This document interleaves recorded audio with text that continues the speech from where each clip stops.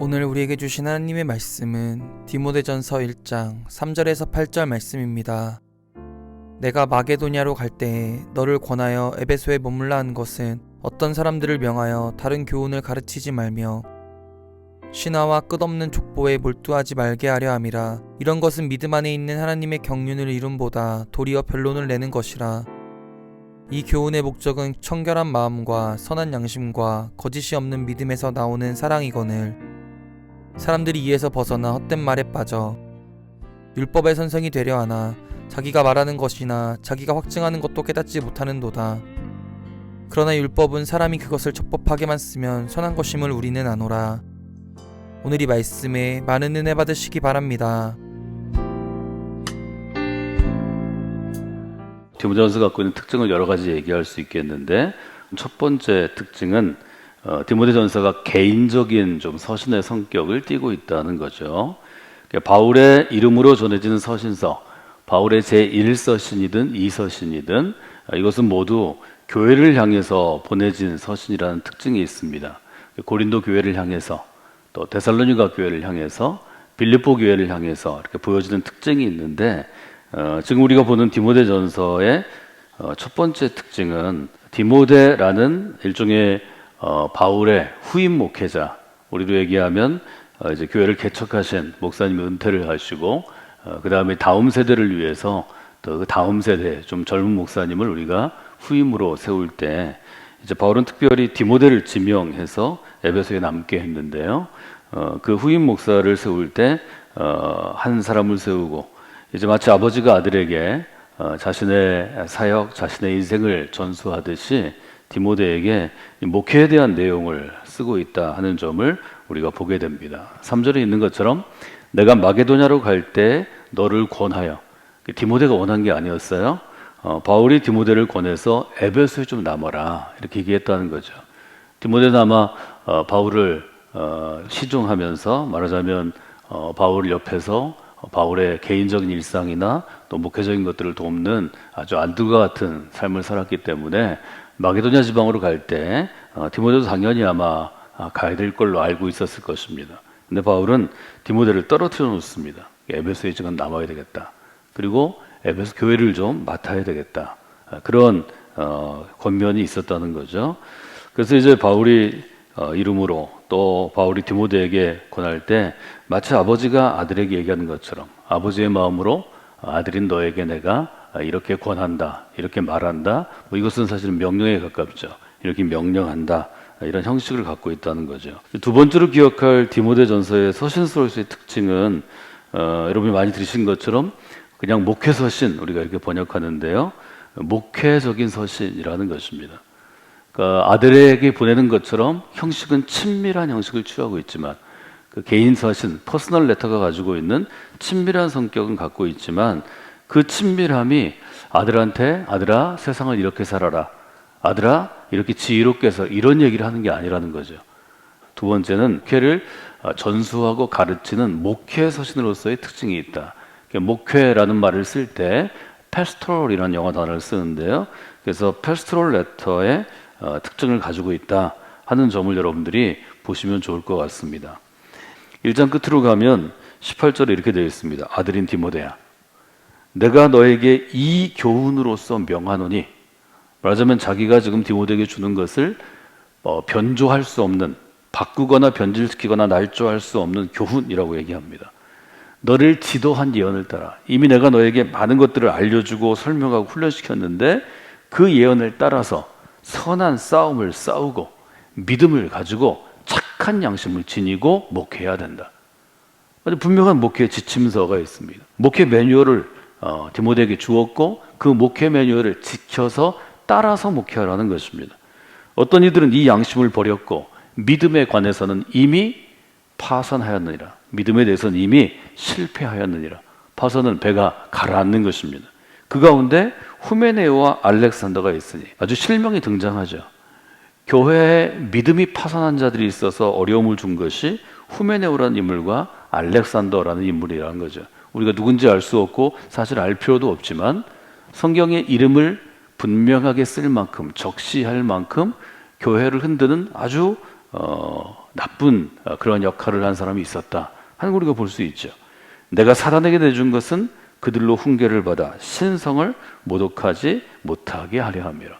이 바울이 가지고 있는 목회자로서 교회 리더로서의 단호함과 분명한 기준을 우리는 디모데전서 1장을 그저 천천히 읽어가는 것만으로도 알 수 있습니다. 여러 번 제가 여러분에게 바울 사도가 왜 디모데에게 자신에게 가장 중요한 에베소 교회, 에베소라는 도시를 맡기고 목회 사역을 일종의 계승했고 성경은 그것을 기록하는가 하는 것에 대해서 여러 번 말씀을 드렸습니다. 디모데전서 6장으로 가면 바울은 디모데에게 서신의 마지막 부분에서 이렇게 강력하게 도전합니다. 오직 너 하나님의 사람아, 이러이러한 것들은 피하고 이러이러한 것들은 따르며, 의와 경건과 믿음과 사랑과 인내와 온유를 따르라고 그랬는데요, 믿음의 선한 싸움을 싸우라. 아주 바울은 분명하게 얘기합니다. 목회하는 것은, 교회를 세우는 것은, 성도들을 훈련하고 가르치고 치리하는 것은 선한 싸움과 같기 때문에 매일매일 선한 싸움을 싸울 때 악한 것에 속한 것들은 피하고 하나님이 기뻐하시는 의와 경건과 믿음과 사랑과 온유와 절제는 좀 따르려고 그러고, 그리고 믿은 싸움을 싸워야 된다. 이를 위해서 너는 부르심을 받았고 많은 증인들 앞에서 선한 증언을 하였다. 만물을 살게 하신 하나님 아까 본디오 빌라도를 향하여서 선한 증언하신 예수 그리스도 앞에서 내가 너를 명하노니, 아주 강력한 명령입니다. 지금 디모데에게는 주님의 명령을 따를 뿐만이 아니라 너를 목회자로 훈련시키고 지금 목회하도록 에베소 교회 가운데 세운 내 명령을 지켜야 한다, 분명히 얘기합니다. 14절 이렇게 되어 있죠. 우리 주 예수 그리스도께서 나타나실 때까지, 내 생명이 닿을 때까지, 하나님 너를 부르실 때까지, 내가 죽을 때까지 흠도 없고 책망받을 것도 없이 이 명령을 지키는 사람이 되어야 한다. 이것이 지금 디모데서가 우리에게 주는 목회 서신으로서의 특징이라고 볼 수 있습니다. 첫 번째로 디모데에게 주는 교훈은 어떤 것인가요? 요약하면 이런 교훈이죠. 목회자로서 다른 교훈을 가르치면 안 된다. 이것은 바울이 디모데뿐만 아니라 다른 여러 교회를 세우면서 에베소에, 빌립보에, 고린도에 교회를 세우면서 거기에 목회자들이나 아니면 평신도 지도자들을 세울 때 이 점을 아주 분명히 했습니다. 3절 끝에 이렇게 돼 있죠. 내가 마게도냐로 갈 때 너를 권하여 에베소에 머물러 한 것은 어떤 사람들을 명하여 다른 교훈을 가르치지 말며, 1절과 2절에 아주 의례적인 인사말이 끝난 다음에 본문을 시작하는 첫 번째 권면은 분명합니다. 다른 교훈을 가르치지 말라는 것은 이게 디모데에게 다른 교훈을 가르치고 있기 때문에 가르치지 말라는 게 아니고, 교회 안에 디모데 외에도 영향력을 끼치는 리더들이 있죠. 리더가 젊고 유약하고 아직 리더십이 확립되지 않으면 여러 사람이 그 리더십을 흔들게 되는데, 특별히 사단은 다른 교훈을 가르치는 다른 목회자들을 통해서 교회를 어렵게 할 수 있다는 거죠. 그래서 다른 교훈을 가르치는 것을 허용하지 말라고 강력하게 촉구합니다. 에베소는 특별히 바울이 가장 사랑한 도시였고 가장 애정을 준 도시입니다. 에베소는 여러분이 아시는 것처럼 바울의 마지막 선교 여행에서 2년 반 동안 머무른 도시입니다. 그 이유는 바울이 정성과 노력을 가지고 에베소에서는 지금 얘기하는 리더십 훈련, 제자 훈련한 곳입니다. 그래서 많은 제자들을 훈련시켰고 이곳으로부터 퍼져나간 사람들이 그 당시에 소아시아, 터키나 그리스까지 자기가 살던 도시마다 가서 교회를 세웠을 가능성이 많습니다. 에베소는 한국 가운데 있고요. 그 당시에 제일 큰 도시 중에 하나, 번성한 도시 중에 하나였기 때문에 전략적으로 바울은 에베소에서 오랫동안 머무릅니다. 바울 사도님처럼 중요한, 가장 그의 사역에서 중요한 곳, 가장 사역이 꽃피었던 것, 많은 사람들을 훈련시켰던 것을 가장 믿을 수 있는 사람에게 맡기지 않겠어요? 그럼 다른 교훈을 경계하는 것은 왜 그럴까요? 교회에 해를 끼치기 때문입니다. 사절에 보면 어떤 해를 끼치나요? 신하와 끝없는 족보에 몰두하게 하지 말라. 이런 것은 믿음 안에 있는 하나님의 경륜을 이름보다 도리어 변론을 내는 것이기 때문이다. 이 앞에 있는 신화, 족보, 어떤 것이 신하고 어떤 것이 족보인가 이걸 설명하는 데 많은 시간을 기울이는데요. 이것은 중요한 내용이 아닙니다. 어떤 것이든 다른 교훈을 가르치는 사람들은 그 시대에 그 교회를 이루고 있는 사람들이 관심을 가질 만한 모든 이야기를 끄집어냅니다. 신화는 조금 황당한 이야기고 스토리에 약한 사람들, 감정에 약한 사람들을 무너뜨릴 때 쓰는 것이고, 족보는 좀 더 논리적인 사람, 지성적인 사람을 무너뜨릴 때 쓰는 것입니다. 그 당시로는 우리가 볼 수 있는 것은 영지주의가 초대교회를 어렵게 했고, 바울과 바울의 제자들이 교회에 침투한 영지주의가 끊임없이 싸웠고요.